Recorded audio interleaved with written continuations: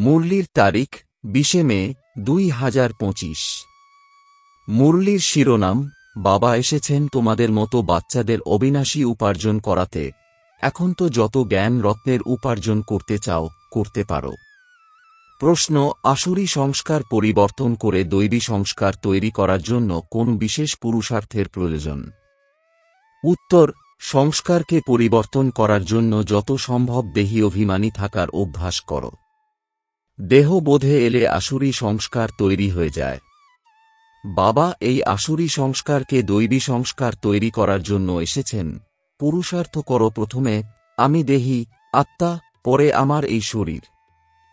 গীত, তুমি রাত কাটালে ঘুমিয়ে, দিবস কাটালে খেয়ে, অমূল্য এ জীবন বৃথাই বয়ে যায়। ওম শান্তি। এই গীত বাচ্চারা অনেকবার শুনেছে। রুহানি বাচ্চাদের রুহানি বাবা সাবধান করতে থাকেন যে এই সময় হারিয়ে ফেলার জন্য নয়। এই সময় হল অনেক বড় উপার্জন করার। এই উপার্জন করানোর জন্যই বাবা এসেছেন। এই উপার্জনও অগাধ, যার যত উপার্জন করার প্রয়োজন করতে পারো। এ হল অবিনাশী জ্ঞান রত্নের দ্বারা ঝুলি ভরপুর করার উপার্জন। এ হল ভবিষ্যতের জন্য। ও সব হল ভক্তি, আর এ হল জ্ঞান। মানুষ একটা জানে না যে ভক্তি তখনই শুরু হয় যখন রাবণ রাজ্য শুরু হয়। আবার জ্ঞান তখন শুরু হয় যখন বাবা এসে রামরাজ্য স্থাপন করেন। জ্ঞান হল নতুন দুনিয়ার জন্য, আর ভক্তি হল পুরানো দুনিয়ার জন্য। বাবা এখন বলছেন, তোমাদের তো প্রথমে নিজেকে দেহী অর্থাৎ আত্মা অনুভব করতে হবে। বাচ্চারা, তোমাদের বুদ্ধিতে আছে যে আমরা প্রথমে হলাম আত্মা, পরে শরীর, কিন্তু ড্রামা প্ল্যান অনুসারে মানুষের বুদ্ধি সব রং অর্থাৎ ভুল হয়ে গেছে, তাই উল্টো বুঝে নিয়েছে যে আমরা প্রথমে দেহ, তারপরে দেহী। বাবা বলেন যে এ তো বিনাশী। এই দেহকে তোমরা ধারণ করো আর ত্যাগ করো। সংস্কার আত্মার মধ্যেই থাকে। দেহ বোধে আসার কারণে সংস্কার আসুরি হয়ে যায়। তখন এই আসুরি সংস্কারকে দৈবী সংস্কারে পরিণত করার জন্য বাবাকে আসতে হয়। এই সমস্ত রচনা ওই এক রচয়িতা বাবারই। তাকে সবাই ফাদার বলে থাকে। লৌকিক বাবাকেও যেমন ফাদার বলা হয়। বাবা আর মাম্মা এই দুই অক্ষর খুবই মিষ্টি। রচয়িতা তো বাবাকেই বলা হবে। তিনি প্রথমে মাকে অ্যাডপ্ট করেন, তারপর রচনা করেন। অসীম জগতের পিতা বলেন, আমি এসে এনার মধ্যে প্রবেশ করি, এনার নামও তখন উজ্জ্বল হয়ে যায়। এমন বলাও হয় যে ভাগীরথ। মানুষের চিত্রই দেখানো হয়, কোনো ষাঁড় ইত্যাদি কিছু নেই। ভাগীরথ হল মনুষ্যতন। বাবা এসেই বাচ্চাদের নিজের পরিচয় দান করেন। তোমরা সব সময় বলো, আমরা বাপদাদার কাছে যাব। কেবলমাত্র বাবা বললে তা নিরাকার বাবা হয়ে যায়। নিরাকার বাবার কাছে তো তখনই যেতে পারবে যখন শরীর ত্যাগ করবে, এমনিতে তো কেউ যেতে পারবে না। এই নলেজ বাবাই দান করেন। এই নলেজ বাবার কাছেই আছে। বাবার কাছে অবিনাশী জ্ঞান রত্নের সম্পদ আছে। বাবা হলেন জ্ঞান রত্নের সাগর। এ কোনো জলের কথা নয়। এ হল জ্ঞান রত্নের ভাণ্ডার। এতে নলেজ আছে। জলকে নলেজ বলা হয় না। মানুষের যেমন ব্যারিস্টারি, ডাক্তারির নলেজ হয়, এও তেমন নলেজ। এই নলেজের কারণেই ঋষিমুনি ইত্যাদিরা বলতেন যে রচয়িতা আর রচনার আদিমধ্য এবং অন্তের নলেজ আমরা জানি না। সে তো এক রচয়িতাই জানেন। ঝাড়ের বীজরূপও তিনিই। তাঁর মধ্যেই এই সৃষ্টির আদিমধ্য এবং অন্তের নলেজ আছে। তিনি যখন আসবেন তখনই শোনাবেন। তোমরা এখন এই নলেজ পেয়েছ, তোমরা এই নলেজের দ্বারা দেবতা হও। নলেজ পেয়ে তারপর প্রালব্ধ পাও। ওখানে এই নলেজের দরকারই হবে না। এমন নয় যে দেবতাদের মধ্যে এই জ্ঞান নেই, তাই তাঁরা অজ্ঞানী। তা নয়, তাঁরা তো এই নলেজের দ্বারা ওই পদ প্রাপ্ত করে। মানুষ বাবাকে ডাকতেই থাকে, বাবা এসো, আমরা কিভাবে পতিত থেকে পাবন হব, তার জন্য পথ বলে দাও, নলেজ দাও, কেননা আমরা জানি না। তোমরা এখন জানো যে আমরা আত্মারা শান্তিধাম থেকে এসেছি। ওখানে আত্মারা শান্ত অবস্থায় থাকে। এখানে তারা পার্ট প্লে করতে আসে। এ হলো পুরানো দুনিয়া, তাহলে অবশ্যই নতুন দুনিয়া ছিল। তা কবে ছিল, কে রাজত্ব করতেন, একটা কেউই জানে না। তোমরা এখন বাবার কাছ থেকে জেনেছ। বাবা হলেন জ্ঞানের সাগর, সদ্গতিদাতা। তাকেই মানুষ ডাকে যে, বাবা তুমি এসে আমাদের দুঃখ হরণ করো, সুখশান্তি দান করো। আত্মা জানে কিন্তু তমপ্রধান হয়ে গেছে, তাই আবারও বাবা এসে নিজের পরিচয় দান করছেন। মানুষ না আত্মাকে জানে, না পরমাত্মাকে জানে। তাদের আত্মার জ্ঞানই নেই যে পরমাত্মা অভিমানী হবে। পূর্বে তোমরাও জানতে না। এখন তোমরা জ্ঞান প্রাপ্ত করেছ, তাই বুঝতে পারো যে বরাবর চেহারা মানুষের ছিল কিন্তু চরিত্র ছিল বানরের মতো। বাবা এখন যেহেতু জ্ঞান দান করেছেন, তাই আমরাও নলেজফুল হয়ে গেছি। আমরা রচয়িতা এবং রচনার জ্ঞান প্রাপ্ত করেছি। তোমরা জানো যে আমাদের ভগবান পড়ান, তাই আমাদের কত নেশা থাকা উচিত।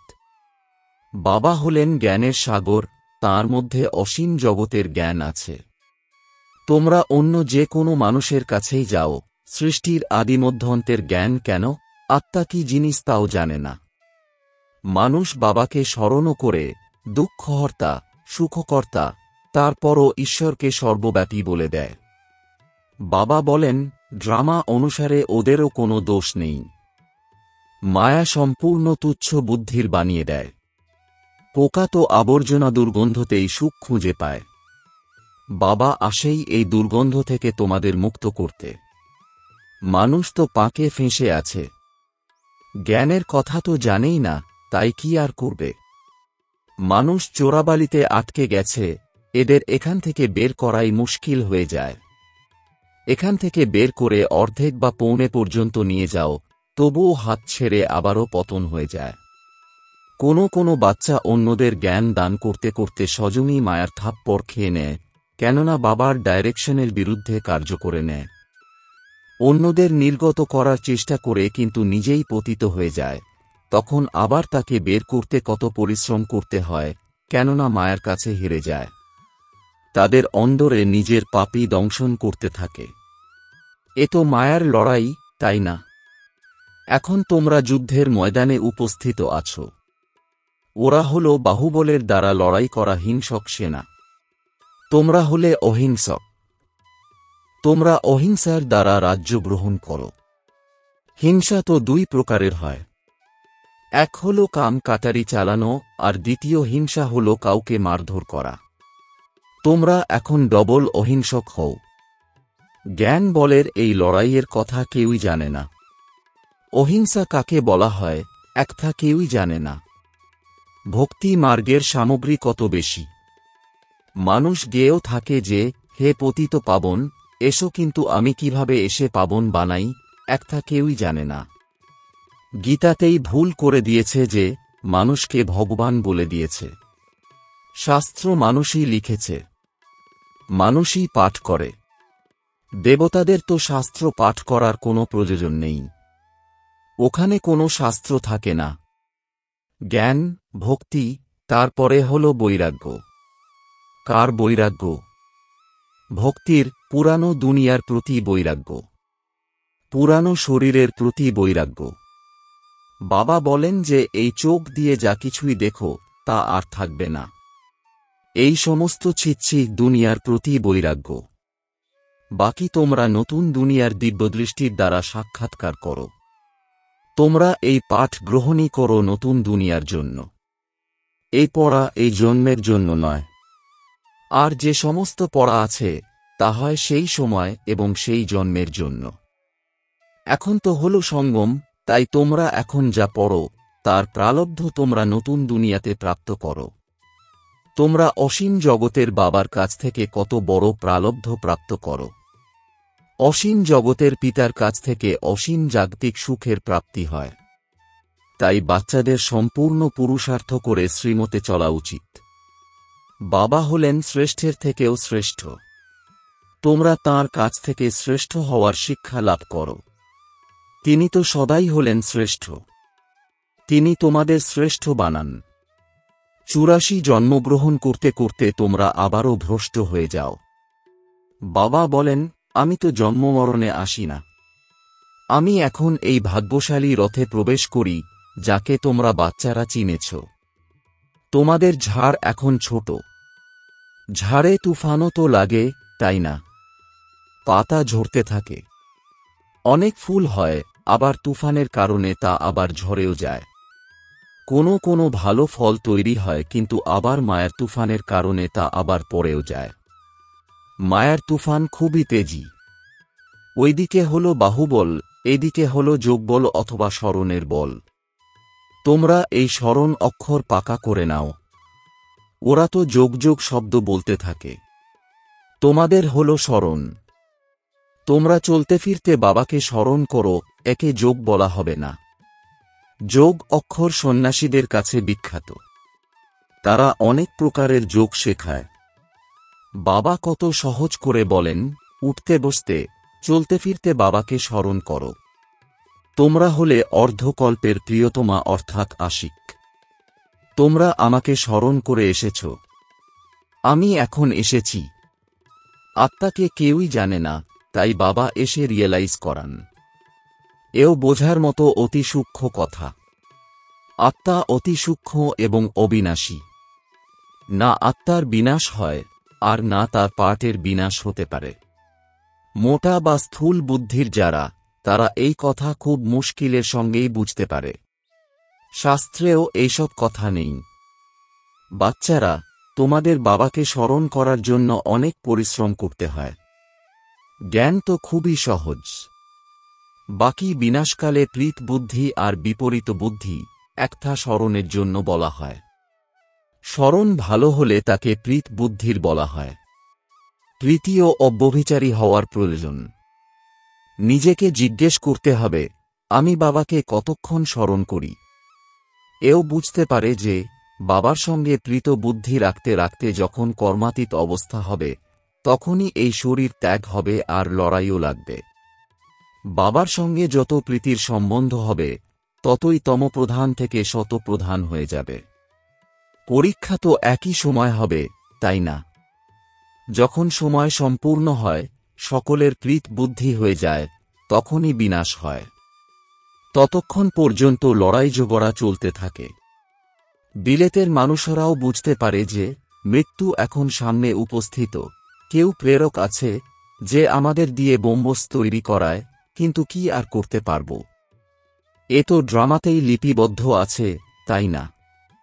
নিজেদেরই সায়েন্সের শক্তিতে নিজেদের কুলেরই মৃত্যু নিয়ে আসে। বাচ্চারা বলে, আমাদের পাবন দুনিয়াতে নিয়ে চলো, তাহলে তো শরীরকে নিয়ে যাবেনই না। বাবা তো কালেরও কাল। একটা কেউই জানে না। গায়ন আছে যে কারোর পৌষ মাস আর কারোর সর্বনাশ। ওরা বলে বিনাশ যেন বন্ধ হয়ে যায় আর শান্তি স্থাপিত হয়। আরে, বিনাশ ছাড়া কিভাবে সুখশান্তি স্থাপিত হবে? তাই তোমরা চক্রের উপর অবশ্যই বোঝাও। এখন স্বর্গের গেট খুলে যাচ্ছে। বাবা বলেছেন যে এর উপরও একটি পুস্তক ছাপাও, গেট ওয়ে টু শান্তিধাম সুখধাম। এর অর্থ বুঝতে পারবে না। অর্থ তো খুবই সহজ, কিন্তু কোটিতে কয়েকজনই মুশকিলের সঙ্গে বুঝতে পারে। তোমাদের প্রদর্শনী ইত্যাদিতে দ্বিধাগ্রস্ত হওয়া উচিত নয়। প্রজা তো তৈরি হয়, তাই না? লক্ষ্য অনেক বড়, তাই পরিশ্রমও লাগে। এই পরিশ্রম হল স্মরণের। এতেই অনেকে ফেল করে যায়। এই স্মরণ ও অব্যভিচারী হওয়ার প্রয়োজন। মায়া তো প্রতি মুহূর্তেই ভুলিয়ে দেয়। পরিশ্রম ছাড়া তো কেউই বিশ্বের মালিক হতেই পারে না। তোমাদের সম্পূর্ণ পুরুষার্থ করা উচিত। আমরা সুখধামের মালিক ছিলাম। অনেকবার এই চক্র সম্পূর্ণ করেছি। এখন বাবাকে স্মরণ করতে হবে। এতে মায়া খুব বিঘ্ন সৃষ্টি করে। বাবার কাছে সার্ভিসেরও সমাচার আসে। আজ বিদ্যান মণ্ডলীকে বোঝানো হয়েছে, আজ এই করেছি। ড্রামা অনুসারে মাতাদের নাম উজ্জ্বল হবে। বাচ্চারা, তোমাদের এই খেয়াল রাখতে হবে যে মাতাদের এগিয়ে দিতে হবে। এ হল চৈতন্য হৃদয়বান মন্দির। তোমরা চৈতন্য হয়ে যাবে, তারপর তোমরা রাজত্ব করতে থাকবে। ভক্তিমার্গের মন্দির ইত্যাদি আর থাকবে না। আচ্ছা, মিষ্টি মিষ্টি প্রশিক্ষার্থী বাচ্চাদের মাতাপিতা বাপদাদার স্মরণে স্নেহসুমন আর সুপ্রভাত। আত্মাদের পিতা তাঁর আত্মারূপী বাচ্চাদেরকে জানাচ্ছেন নমস্কার। ধারণার জন্যে মুখ্য সার: একমাত্র বাবার সাথে অব্যভিচারী প্রীতি রাখতে রাখতে কর্মাতীত অবস্থা প্রাপ্ত করতে হবে। এই পুরানো দুনিয়া এবং পুরানো দেহের প্রতি যেন অসীম জাগতিক বৈরাগ্য থাকে। 2. কোনো কর্তব্যই বাবার ডাইরেকশনের বিরুদ্ধে করো না। যুদ্ধের ময়দানে কখনোই হেরে যেও না। তোমাদের ডবল অহিংসক হতে হবে। বরদান: শুভ ভাবনার দ্বারা সেবা করে বাবার সম অপকারীর প্রতিও উপকারী ভব। এর বিস্তার: বাবা যেমন অপকারীর প্রতিও উপকার করেন, তেমনি তোমাদের সামনে যে আত্মাই আসুক না কেন, তোমাদের দয়ার বৃত্তির দ্বারা, শুভ ভাবনার দ্বারা তাকে পরিবর্তন করে দাও। এই হল প্রকৃত সেবা। সায়েন্টিস্টরা যেমন বালির মধ্যেও ক্ষেত তৈরি করে দেয়, তেমনি সাইলেন্সের শক্তির দ্বারা দয়ালু হয়ে অপকারীর প্রতিও উপকার করে এই ধরনীকে পরিবর্তন করো। স্বপরিবর্তনের দ্বারা, শুভ ভাবনার দ্বারা যে কোনো আত্মাই পরিবর্তিত হয়ে যাবে, কেননা শুভ ভাবনা অবশ্যই সফলতা প্রাপ্ত করায়। স্লোগান: জ্ঞানের মন্থন করাই সদা হর্ষিত থাকার আধার। ওম শান্তি।